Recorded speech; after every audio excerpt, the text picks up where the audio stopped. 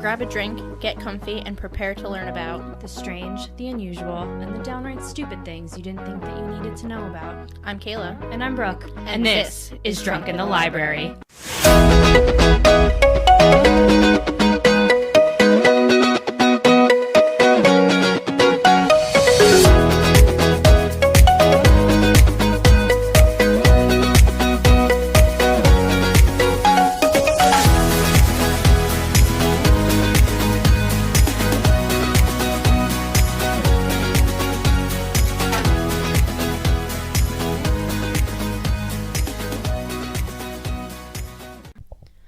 We're back with another riveting episode. Hello, friends. So I realized, I don't know if... Did you write down any questions, comments, concerns from last week? I didn't. Okay, I don't think because so. I did. Ooh. I am correcting myself. Not really correcting, but clarifying myself. So we were, unsure about the ages of the children right, yeah. involved. I did mean to ask you about that, actually. Yes. So I did find out. So Elsie was the older one. She was 16 when this started. Frances was the younger one at 9. Okay. So I think we wwe were right. Okay. Initially. Yeah. There's a decent age gap between them. But I just want to clear that little thing up. But that's all I have. So, okay. Cool. Support things.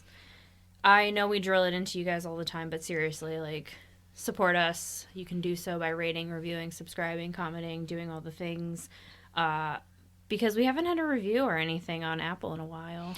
Yeah, and not just because, we like to hear about it, but it also gives Apple an idea that what we're doing is good. So the more ratings and subscribers we get, then the better content we can produce. Exactly. And, we want to keep doing this for a while, obviously. So, we need you guys to step up and do your part too. So just leave that little rating, leave some comments, engage with us because, we do put a lot of effort into researching a lot of these topics. And yeah, that's that. Or follow us on our social medias. We have Facebook, Instagram, Twitter. Literally all of them. Literally everything. We started a Goodreads, TikTok YouTube, recently. TikTok, so download that if it's not banned. It's not. Oh, right. Somebody bought it out. Ah, right. So they released a statement that they're all set. I was going to be really upset. I was like, of course, we just start this and we're kind of funny and it's gone. Yeah. So, all right. Cool. All right, Brookie, you are up first, not up next. This is the beginning of the show. I was like, what do you mean next? You're up next. Okay. So, today, I don't really have a story for you, but that's okay because I'm going to be talking about something that's kind of cool. Sorry, I'm tangled in my paper here. So we're going to be talking about some, I know you've already gone over, a famous female pirate. Yeah, sure. But these two are two BFF, famous pirates. Some of the earliest ones that we know about, that really, kick-started piracy for women. Okay, I'm into it. Yeah, they're not the first female pirates, but they came around that same time, so. My sources are Wikipedia, Britannica.com, HistoricUK.com, and AnneBonnyPirate.com. So we're going to be talking about pirate queens, Anne Bonny and Mary Read. So first we're going to talk about Anne Bonny.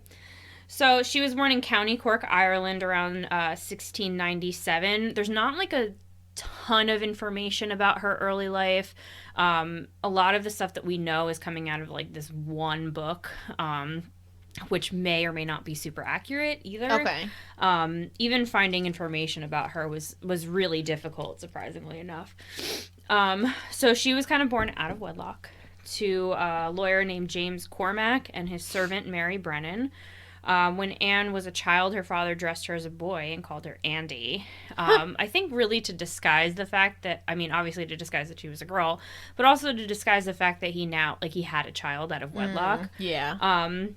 So she was kind of hidden from the public because he was already married. Okay. So he did his best to train her as a lawyer's clerk, but had very little success in doing that. So I guess when people would ask him who the fuck is this? He's like, oh yeah, just, my apprentice. He's training. Little Andy over here. But eventually William's wife learned of the bastard child and became pretty pissed off. Can't imagine why. As one does. So William decided that the best course of action was to get the hell out of Dodge, and he left for the province of Carolina, which is like North and South Carolina. Okay. Taking both Anne and his mistress Mary. Upon moving, the family kind of had like a tough start. They kind of really had a hard time getting like settled. He was having a hard time with like his business and trying to get that basically off the ground. Okay. So eventually William could garner enough like financial success that he was able to purchase a townhouse and a plantation.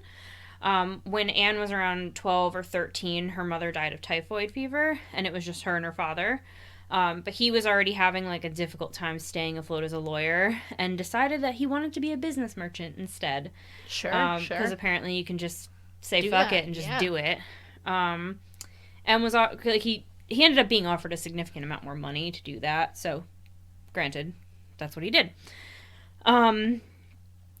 According to some sources, Anne was a really fucking difficult child and preteen.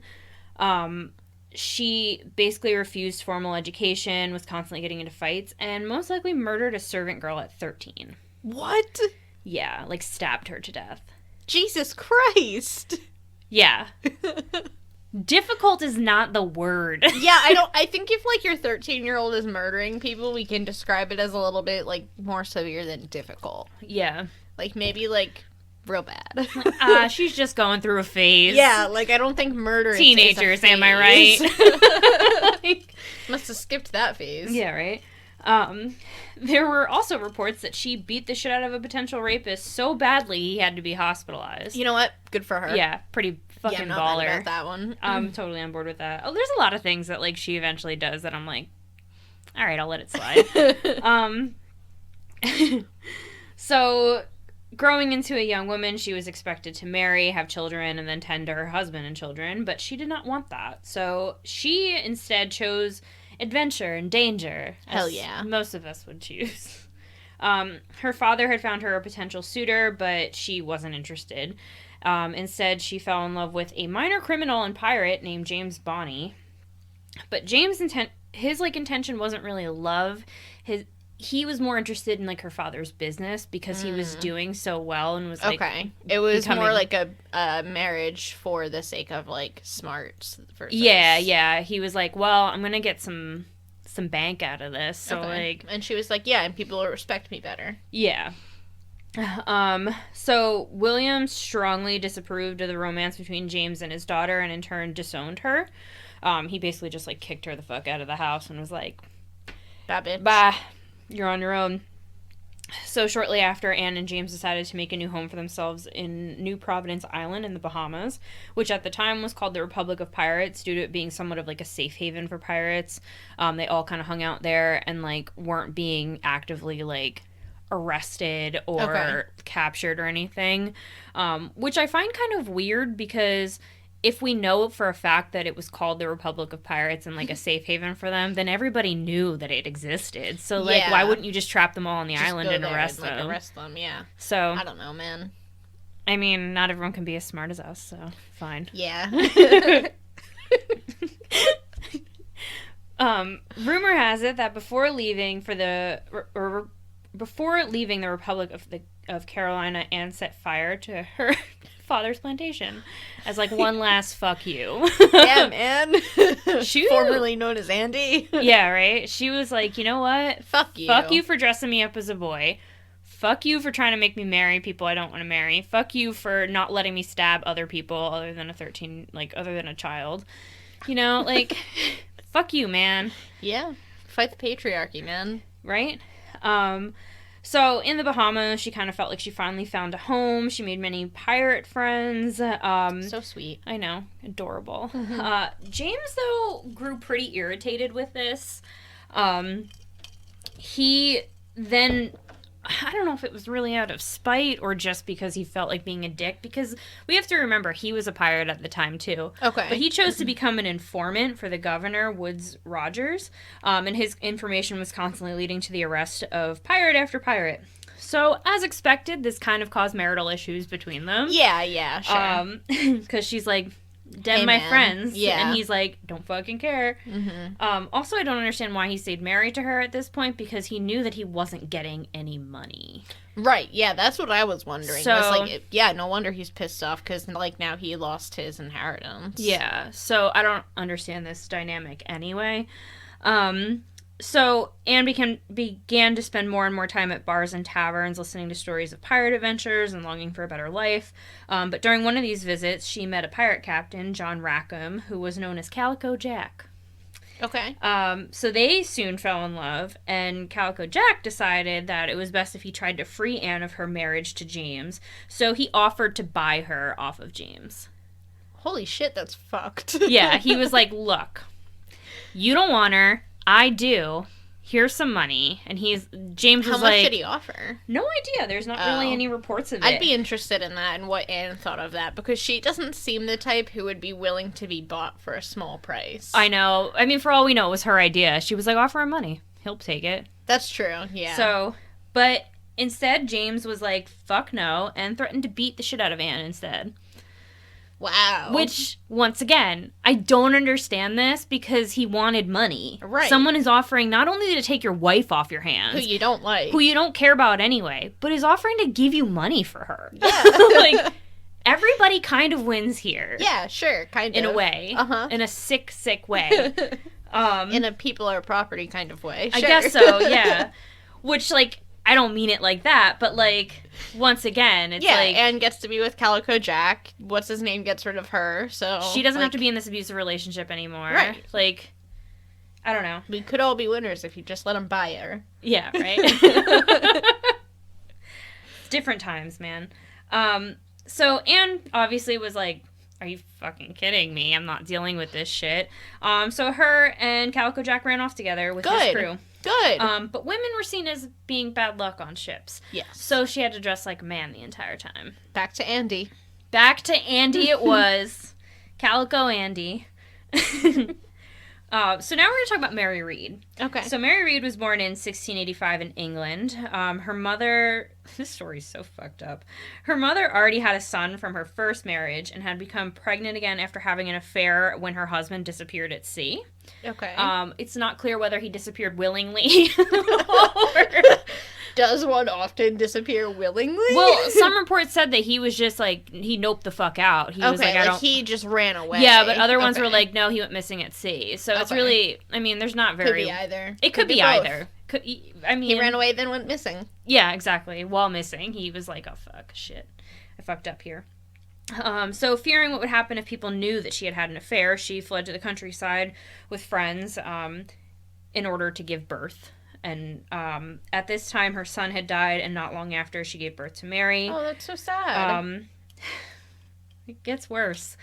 So times were tough, and in order to gain financial support, she dressed Mary as a boy and pretended it was her dead son. Wow. The similarities are bizarre here. They really are. I mean, this must have been a common thing. Maybe. Just like having kids out of wedlock and then fleeing and then dressing them up as the opposite gender. So this whole thing allowed her to receive monetary support payments from her late son's grandmother. The funding lasted throughout Mary's childhood and her early life. Dressing as a man also provided her with opportunities such as working on a ship and then being able to join the British military. She was really good in battle, and therefore people didn't really suspect anything because, like, their brains are like, a girl would never be this good in battle. Yo, that's fucking badass. Yeah, she was a boss-ass bitch. So, she did eventually reveal herself, though, because she fell in love with a Flemish soldier who she would go on to marry.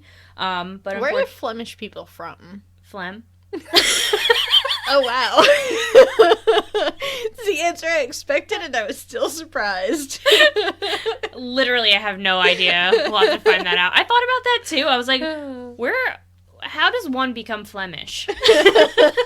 And can I just become Flemish? Where do the Flemish hail from? I honestly have no idea. I feel like the answer is very obvious, and I know it. I just have never been taught correctly, so God knows. Unfortunately, though, the soldier would meet an early and untimely death. Shortly after, Mary would go back to dressing like a man and resume service in the military.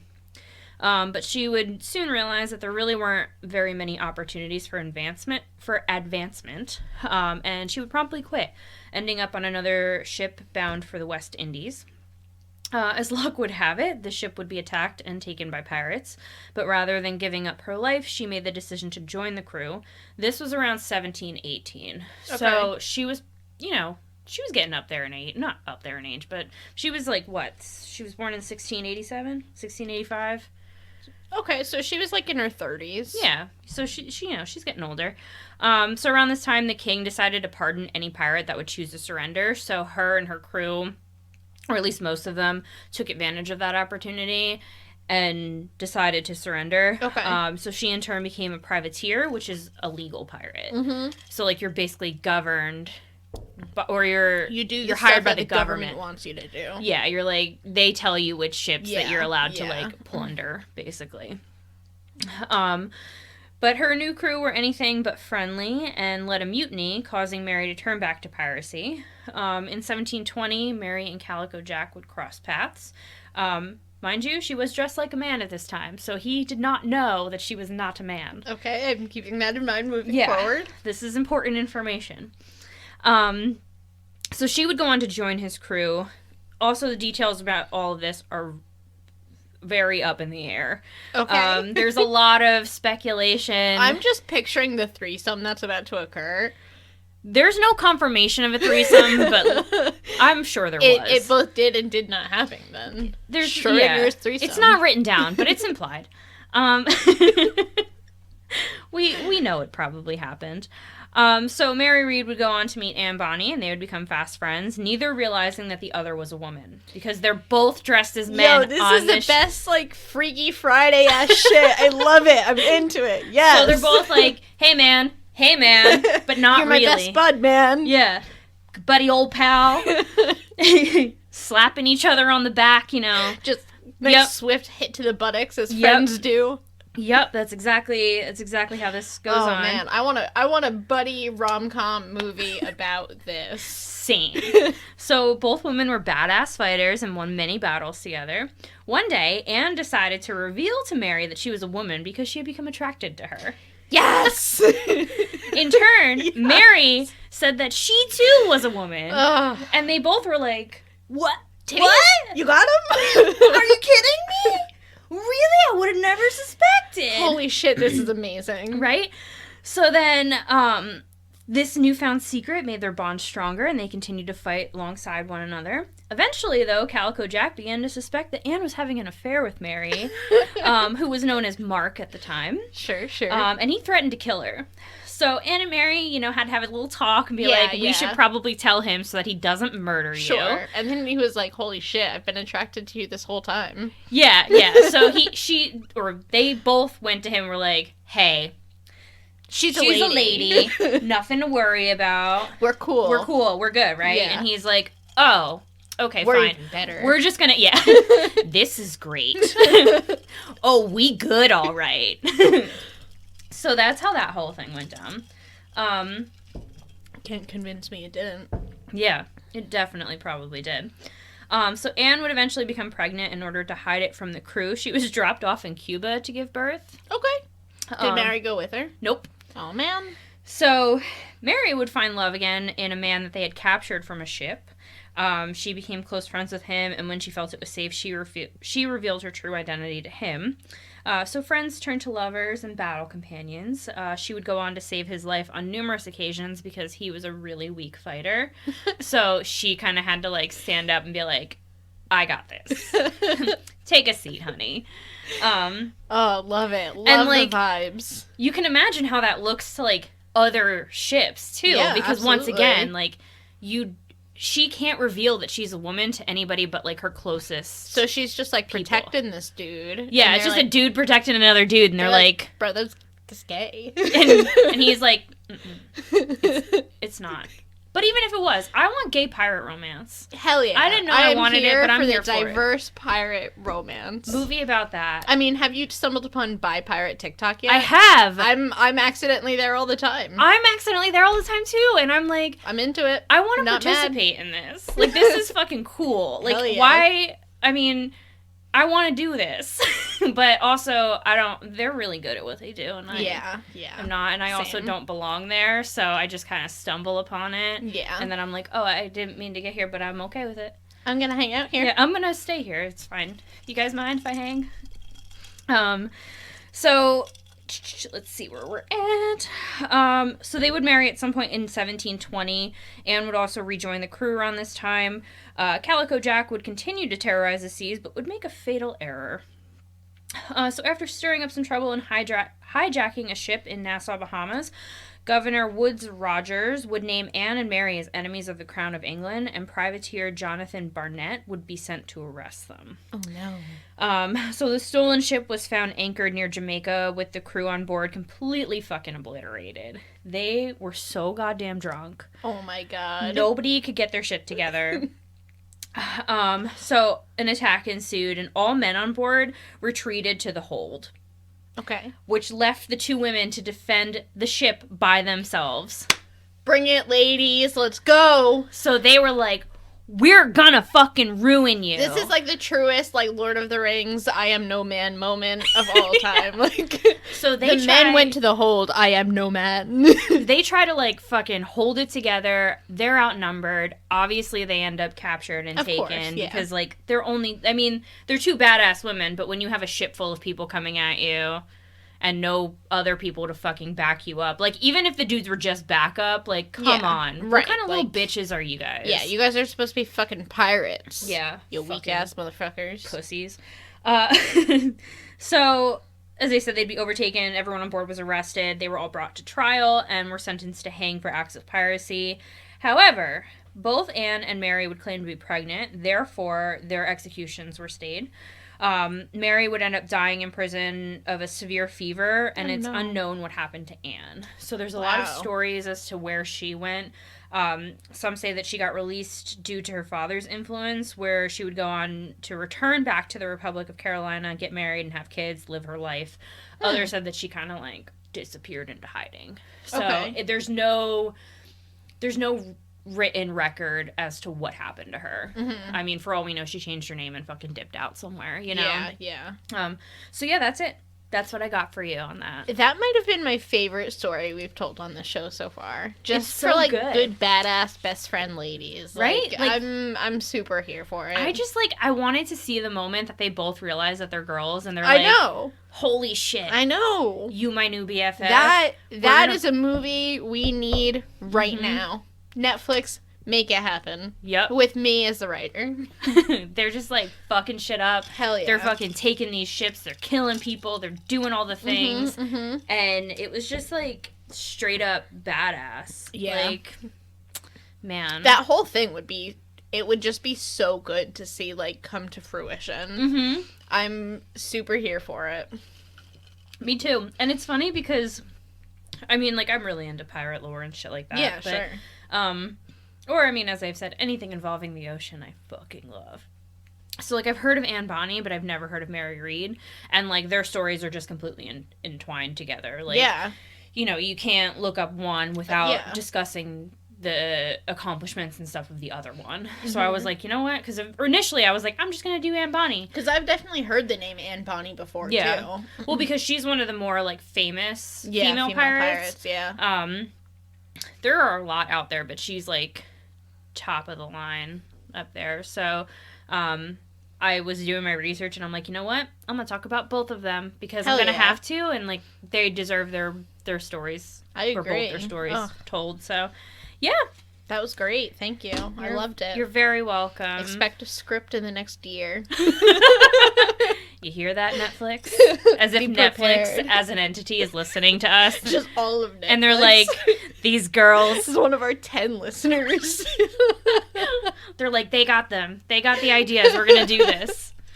Yeah, right? They're not wrong. We do have the ideas. Well, we do. But if any of our listeners have connections, seriously, tell people. Hit us up, yeah. All right. So listen to the same ad that you've been listening to us forever. Okay, and then we'll tell you a new story. Okay, bye. Okay, you're up. All right, so this, I'm pretty excited about this because this is our first listener request. Okay. So, Rachel, who is like a pretty avid listener, reached out to me a couple weeks ago with like a formal request for a topic. Oh, I think I saw this in our inbox. Probably, yeah. So it's not like a huge surprise to you. Well, I didn't know you were doing it this week, so. So my sources are Wikipedia, obviously. Always. New England Historical Society.com, HawthorneInSalem.org, and FamousTrials.com. So I'm going to begin with not a story, but a little recap, just to refresh our minds here. It's February 1692 in Salem, Massachusetts, and we all know what is occurring. Yes. The people of the town are experiencing a very different sort of pandemic. Left and right, the villagers are being accused of something they could only begin to understand: witchcraft. The young ladies of the town seem to be seized by some supernatural force, experiencing symptoms that seem to come from the pits of something darker and deeper than any in the Puritan community could possibly understand. At the end of it all, over 200 people would be accused of witchcraft, leaving 30 found guilty and a total of 20 dead.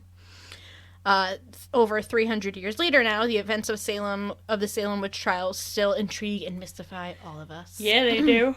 So today we're going to be talking about one man who was accused of witchcraft during these times. His name is Philip English. Let's start with just like a little bit of backstory on who he is. Okay. Philip immigrated to Massachusetts around 1670 from the Isle of Jersey. At this time, he changed his name from, and I'm going to fuck this up, Philippe L'Anglois to Philip English. It's funny because now it's in English. Yeah. And it's also English. In 1675, he married the daughter of a wealthy merchant, Mary Hollingsworth. Within 20 years, English became one of the wealthiest fishing and shipping merchants in Massachusetts, in Salem. He owned 14 buildings and 21 sea vessels, as well as like a dock and warehouse type of situation the sea. Yeah. And he was elected a town selectman in 1682. Such wealth made him a pretty large target for George Corwin, who was the sheriff in Essex County at the time. Corwin had the authority to seize the property of people who were accused of witchcraft. So with that much property, he was like, "Hey man, it's looking pretty good." Yeah, you witch. A lot of the records from the trials have been lost since then. I'm suspicious that it's just because we are, like, super shameful of the shitty things we've done, so we kind of, like, we're gonna lose these. I think that's with a lot of tragedies. Yeah, and like, things. How convenient that you lost those all the records are lost. Did you? Did you? No. Cool. But we do know a couple of, like, solid facts about this. We know that late in the night on April 18th, Corwin and his deputies basically tried to arrest Mary, his wife, in her bedchamber and asked her to come with them. She was just like, nah. This is Philip's wife, right? Yeah, okay. This is English's wife. She was pretty much just like, no, it's really late at night. I'd rather, like, do this tomorrow. Try again when I'm more awake. And Corwin was like, no, that seems fair. That's fair. What? So he just left a couple of guards at the house, and then he was like, I'll be back tomorrow then. Sure, we'll do this another time. I would have killed the guards. Right? I would have pretended to go to bed, and I would have fucked their shit up. Which this, bitch? Spine. Oh, yeah. In the morning, Mary allowed them to take her after, like, a nice hearty breakfast. As one does. And she was held in the second floor of a tavern near the meeting house called the Cart and Wheel Inn. Okay. We know that 3 days later, she stood before a crowd to answer a complaint of witchcraft, but records stating exactly what she was, like, being accused of have been lost. She may have been a target because of Philip's Episcopalian background in a Puritan community, or some lawsuits over, like, a disputed property. Mary's mother, this is kind of interesting, was also accused of witchcraft before she had died. Okay. Which may have contributed to her own accusation. Yeah, I mean, if anyone in your family the disease has probably spread to you. Yeah, that good old disease of witchery. Yep. Witchitis. Susanna Sheldon claimed to have seen Mary's apparition accompanied by a black man wearing a hat. Abigail Williams, that bitch, told police that George Jacobs Spector told her he had recruited her as a witch. Yo, fuck Abigail Williams. Yo, Abigail Williams is the worst. The She's a recurring player in the Salem Witch Trials, and she sucks. She really fucking does. Mm-hmm. She fucked everyone's shit up. Yeah. And it's like, bitch, shut the fuck up. You know nothing. Yeah. And I hope somebody genuinely, like, tried to curse her. I hope so, too. I think if there were witches, if there were actual witches in Salem, one of them must have cursed her. For sure. 'Cause she's a fucking... See you next Tuesday. Yeah, for sure. So on May 12th, Mary was transported to Boston to await her trial. Obviously, Philip is, like, a little pissed off that his wife has been accused of witchcraft and held. Yeah.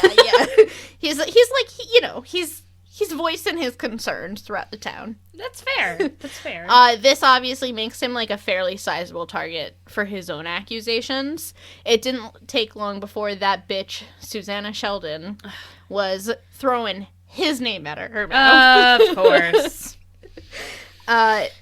She reported that English had stepped over his pew and pinched her in church. For the life of me, I can't figure out why. First of all, why that's so... I mean, it's always rude to touch somebody who didn't ask to be touched, but, like, it's a pinch. It's not the end of the world. And second, why does that make you a witch? I don't know. I mean, that would mean that, like... My brother's a witch because he used to pinch me all the time. It would for sure make me a witch. I definitely pinched my sister. Me too. So, like, we all witches. Yeah. So, like, I don't understand the logic behind that. This happened at church on April 24th. This left her, and I quote, in a very sad manner. Bitch, I am always in a sad manner. Yep. Sheldon continued to tell authorities that English had brought his devil's book and threatened her, saying if she didn't sign it, he would cut her throat. Okay. That escalated from pinching to throat slicing real fast. I feel like we missed a step or two there. Quite a few, actually. But she wasn't done yet. She went on to say that a specter, which, like, I'm not really sure how we distinguish between a specter and a ghost. I'm thinking it's like you have basically projected yourself out of your body. Astral projection? Yeah, like I'm thinking like astral projection. Okay. Like you're getting your future ghosts to do things. Okay, that's fair. I love the idea of a future ghost. Yeah, I mean, we've talked about this before. Everyone getting their future ghosts out. At the church. Yeah. So this specter told her that English had murdered it and drowned it in the sea. Who's it? The specter. Okay. Which throws our theory out the window a little bit. Yeah. I mean, what are we... Unless it's a liar. Unless it's a lying specter. But what reason does a specter have to lie? I mean, it's not actually doing any of this. Susanna's the one lying. I know. Don't pin it on the specter. He didn't lie about shit. Look, that specter, he was a good boy. Susanna! Fuck that bitch. Apparently, English had warned her that if she had told anyone that he would cut off her legs and kill the governor and 10 other people in Boston. I'm gonna cut your legs off and I'm gonna kill the governor and 10 other people. Again, I feel like we're missing a couple steps here. Also, like, super specific. Really specific. Like, you already threatened to cut my throat. Yeah. Why would cutting off my legs, like, scare me more? Yeah, I'd rather have you cut my legs off than cut my throat, right. To be honest with you. Like, I feel like now we're going back a little bit. Get your shit together, English. Like, what a threat, though. You know? It's just like, you just keep going. Like, I'm going to cut your legs off, and then I'm going to kill the governor, and then I'm going to kill 10 other fucking people. Do you want that on your soul? I'm not going to stop there. I'm not. I'm going to keep going. So Sheldon's accusations of English opened the door for more people to come forward. Okay. One of these people was William Beale. Beale had a distaste for English already that came from a 1690 lawsuit over a claim to land. He claimed that English had basically, like, offered him a bribe in exchange for a testimony in English's favor. Okay. He declined and testified against him instead. And then later he would attribute the sudden deaths of his 2 sons to English, which, like, that seems really mean to me. That seems real mean. So unnecessary. Dude, I'm sorry your kids died, but rude. Yeah. And English is probably just sitting there like, I didn't do anything. He's like, I've never even spoken to them. He's like, I have been sitting here doing nothing, just minding my own business. Ugh. On April 30th, 1692, a warrant was officially issued for Philip's arrest. Mm-hmm. Philip, having garnered knowledge of the arrest prior to it, was able to, like, hide in a secret room in his house and then flee to Boston. I feel like secret rooms were, like, the norm. Yeah, so he actually, like, after all of this, he built one into his house specifically in case this needed to happen again. Okay, doomsday prepper. He thought that his influence in Boston would be enough to, like, free Mary from her jail and, like, be done with all of this bullshit. Officers came looking for him, obviously, and he was able to hide in the home of his friend George Hollard.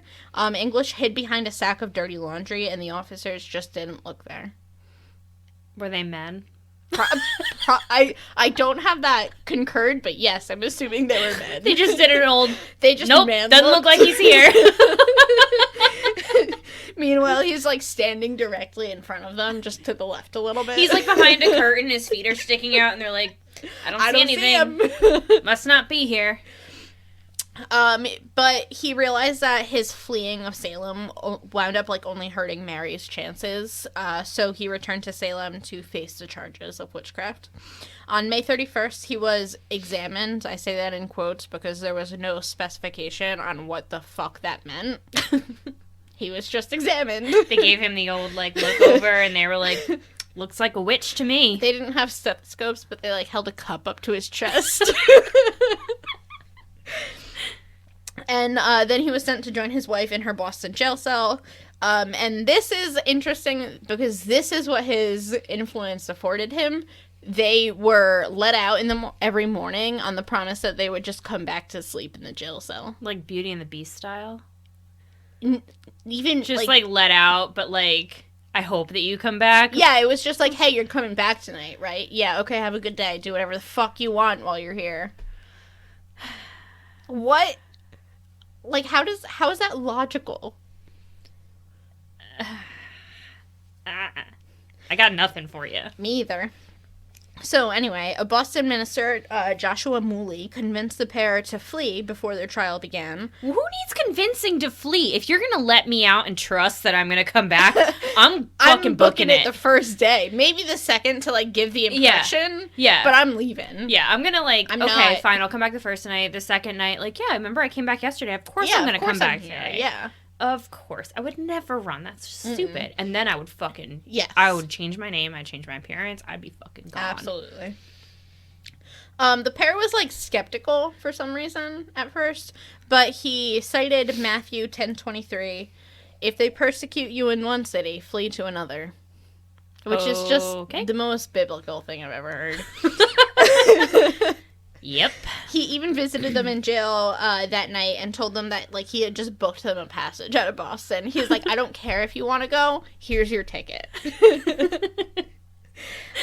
Reluctantly, they agreed. They left their daughters, who were both teenagers at the time, with some friends in Boston and headed to New York via carriage.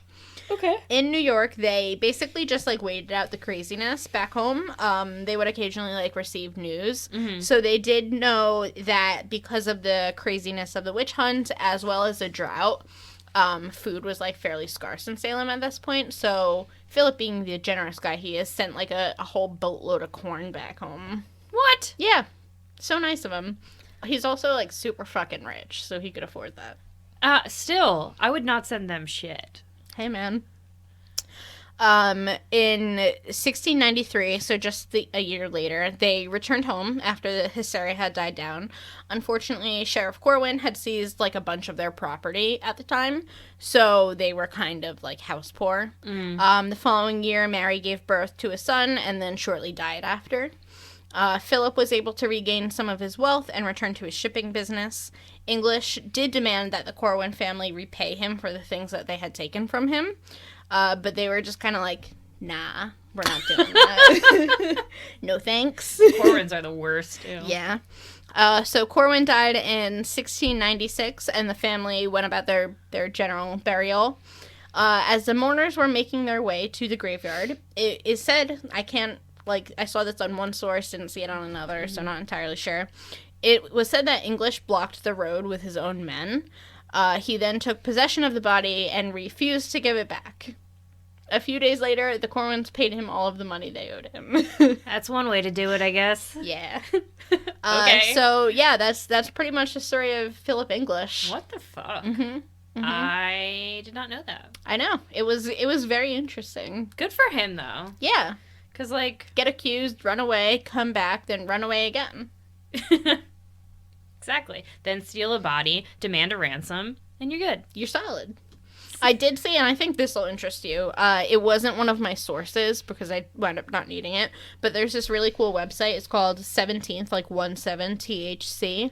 .us, and it's got a bunch of the actual like papers that have been found. Like it basically like sorts it out by, okay, if you're interested in Philip English, we have this on him, and it like you click it and it pulls up the actual documents that they have in regards to his accusation. Oh, that's really cool. It's really cool, yeah. Wonder where those papers and stuff are like actually housed. Like maybe in Salem, because didn't we that's see a good like question. I don't know. We saw a book when we were there, right? They have. Mm-hmm. They had, like, because there wasn't much. There's just, like, some stuff. And then that beam that they said might have come from one of the jail cells. Yeah. They're like, it might have. You can touch it if you want to, but we're not 100% sure. Okay, cool. Great. Good to know. Cool. Very cool. Do you have any thing that you're reading? Any recommendations? I got a couple of recommendations off of this. I've got, obviously, if you haven't read The Crucible, where the fuck have you been? The Crucible is solid. Go read it. I actually love like The Crucible. A day to read. It's not difficult. It's a play, right? Well, I think it's written in the form of a play. Mm-hmm. And then The Witches by Stacy Schiff, which is more like a non-fictional, fictional retelling of it. It's a little bit dry but interesting. Mm-hmm. And then I was looking at one today. I don't know what I did with my sticky note that has it on it, but it's called something along the lines of the Salem Witch Trial is like a day-to-day account by Marilyn something, which I'll put in the description somewhere. There's also, which I don't think you've listened to, but I've listened to it. Aaron Mahnke did Unobscured. Oh, yeah. Which is a podcast. And his first season is a breakdown of the Salem Witch Trials, which was actually really interesting. Cool. Because there's a lot of information in there that I did not know. So I think they're like 45-minute long, maybe like a half an hour, 45-minute long episodes. Okay. But that's really cool if you prefer to listen to something rather than read it. Do you have any books? Because I'd be interested to learn more about these. I do. So I have a book called The History of Pirates by Brenda Ralph Lewis. I actually bought that a while ago and haven't really read too much into it. The only thing I don't like about it was, from what I could tell, there's not a lot of information about female pirates in there. Okay. It's more of the well-known ones, and kind of breaks down the history of piracy. So there's a lot of stuff about Blackbeard, things like that in there. But I tried to reference it for this because I was maybe there's some information. They mention Calico Jack, but they don't give any kind of biographical information about him. Oh, that's interesting, because I feel like Calico Jack is not necessarily a huge name, but a decent sized pirate name. Well, I mean, he had some run-ins with with more popular pirates, which is why he's mentioned. He's kind of a driving force behind something else that happened in history. So he only gets 2 pages in there that he's mentioned. Gotcha.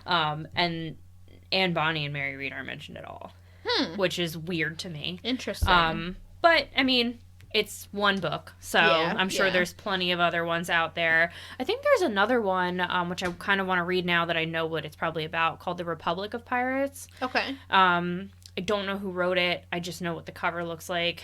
I did not know it was historical nonfiction book. I thought it was just some kind of story. But now I know that it's not. So that might be a good one to check out too. But that's what I got. Cool. Also drip my drink on my research. Whoops.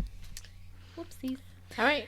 Cool. So meet us back here next week for the first week of Spooktober, which Yes. we're both so fucking excited about. If you guys don't know us, we are here for the spooks. Yes. And we are giving you guys not 4 like it should be, but 5 whole weeks of spooky festivities. So fucking exciting. So good. We have different topics each week that we're going to be going over. The first week of October, we're going to be talking about like different funeral customs and things. So we're super fucking psyched about that. Cannot wait. I love October. And so meet us back here next week if you are into the spookies. Yes. Or if you're not. Yeah, because I mean, they're not all spooky. They're just kind of spooktacular. Anyway, we'll talk to you guys next week.